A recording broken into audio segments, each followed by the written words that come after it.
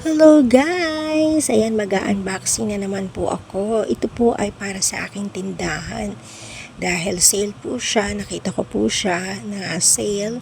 At alam ko na ito po ay maganda sa aking tindahan, sa aking munting tindahan. Ayan.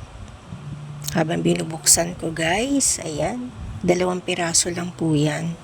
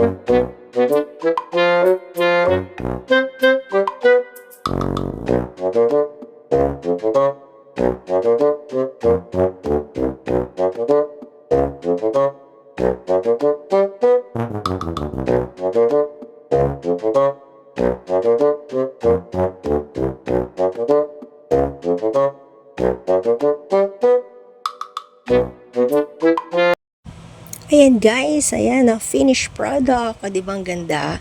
Ganda ng dating sa tindahan. Kulang pa nga na isa, dapat dinagdagan ko dapat pala 3. Ayan, diba nakakaganda ng tindahan, no? Kulang pa siya talaga. But anyway, okay lang po yan. Basta maayos na nakasalansan yung paninda natin. Ayan. Alright guys.